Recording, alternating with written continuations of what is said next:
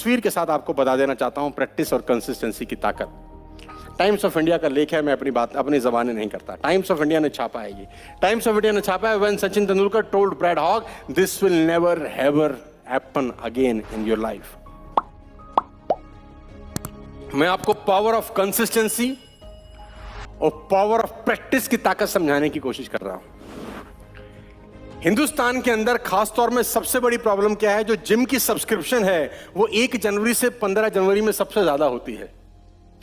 Gym जाने वालों की संख्या 1 जनवरी से 15 जनवरी के बीच में ज्यादा होती है, बिकॉज नया नया जोश चढ़ता है कि इस बार मैं जिम जाऊंगा, ये बॉडी बनाऊंगा, ऐसा वर्कआउट करूंगा, और ज्यादा से ज्यादा जिम की सब्सक्रिप्शन लेने वो निकल जाता है। लेकिन जैसे ही 12, 13, 14, 15, 16 तारीख आती है, धीरे धीरे उसका बुखार नीचे उतरना शुरू कर देता है, क्योंकि किसी भी काम को करना और करते रहना दोनों अलग अलग चीजें हैं। घटना जो आपकी स्क्रीन के ऊपर है, स्टोरी से समझाने की कोशिश करता हूं।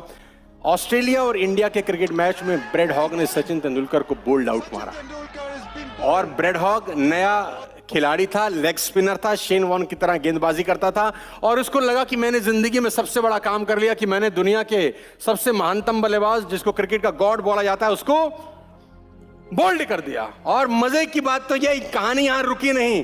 तेंदुलकर साहब अपना बल्ला लेके वापस पेविलियन लौट जाते हैं। मैच खत्म हुआ और ब्रैड हॉग इस तस्वीर के साथ वापस पहुंचते हैं। ये वो लाइव तस्वीर है जिसमें ब्रैड हॉग तेंदुलकर को बोल्ड मार देते हैं। देखिए, जिंदगी में आगे बढ़ने के लिए पेशेंस, कंसिस्टेंसी और आपका पागलपन, जुनून और आपकी बेइज्जती भी कभी कभी आपको आगे बढ़ा देती है। इस तस्वीर के साथ ब्रैड हॉग सचिन तेंदुलकर के पास जाते हैं शाम को, मैच खत्म होने के बाद, कि सचिन सर, बिकॉज उसके लिए सचिन तेंदुलकर बहुत बड़ा नाम था, उसने कहा सचिन सर, मैं आपका ऑटोग्राफ चाहता हूं, कि आप मुझे कुछ इस तस्वीर के ऊपर ऑटोग्राफ लिख दें।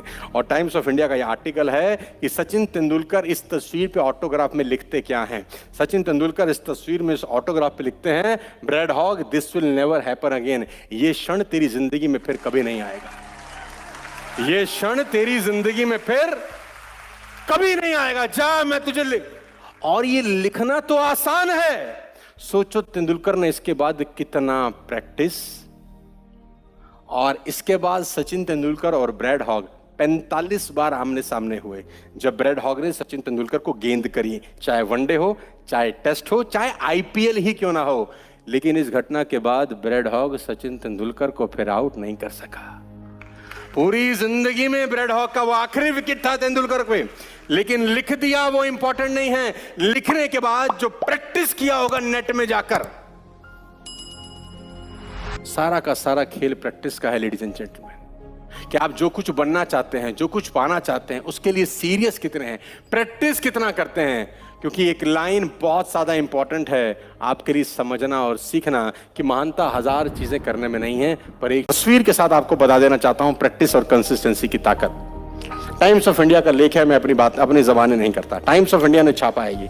टाइम्स ऑफ इंडिया ने छापा है when Sachin Tendulkar told Brad Hogg this will never ever